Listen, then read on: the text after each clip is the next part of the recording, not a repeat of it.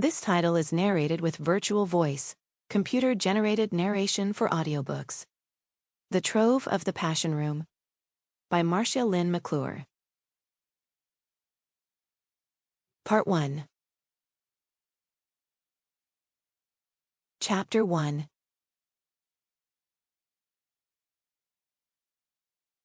And don't let that first edition Uncle Remus go for any less than 500 girls, Louisa Dickens reminded her daughters in a whisper. She shook her head, sighed, and smiled. Your father is famished. I don't know why he didn't have breakfast, but he needs to eat, so I'll be back as soon as I can. He was probably too nervous about the show today, Gwen suggested. Louisa nodded, still amused by her husband's predictability. I'm sure he was. He always is. Reaching behind the old walnut secretary standing in the corner, she collected her purse and made ready to leave. Do you girls want anything? She asked, looking to her daughters.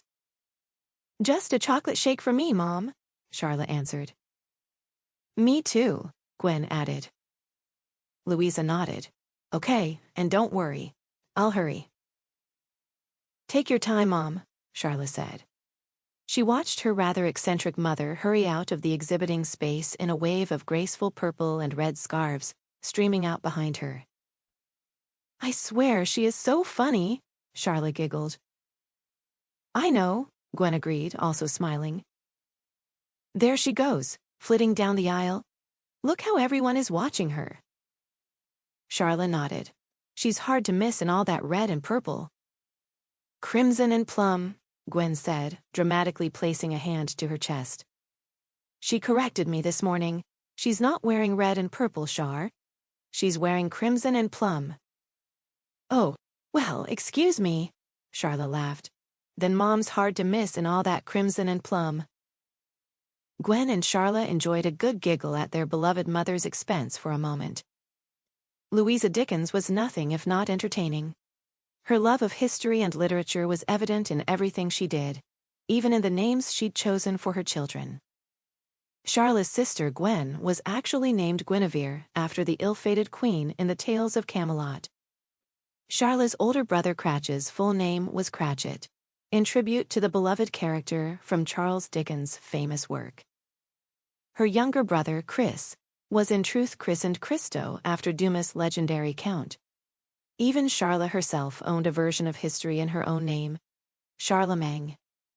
Though she was rarely addressed by her full name, just as her siblings were rarely addressed by theirs, for in truth, few people outside of the family were even aware of the Dickens children's names in their entireties. She secretly liked her name. It was unusual, and she thought it was pretty. To Charlotte, her name sounded rather melodic and eccentric, like her mother's very nature.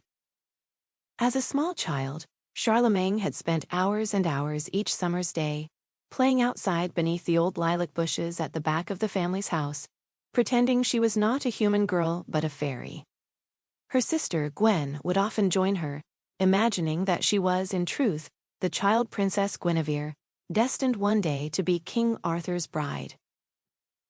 As Charlotte and Gwen grew, however, they began to settle into the reality of the world, just as all children sadly do.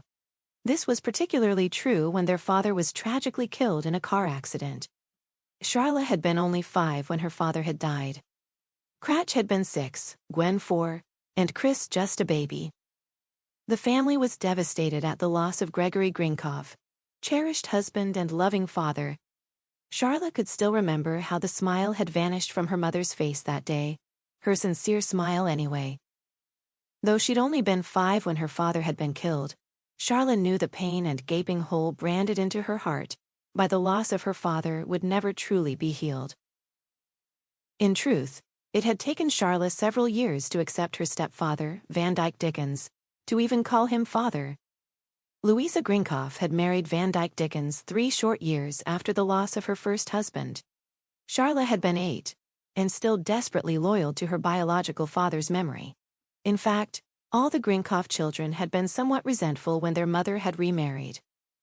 However, Van Dyke was patient and very loving, though careful not to press the children, and after several years, which Charla later realized must have been far more difficult for Van Dyke. To keep listening to this audiobook, I've left you a link in the description so you can do it, at no cost thanks to Audible's 30-day free trial.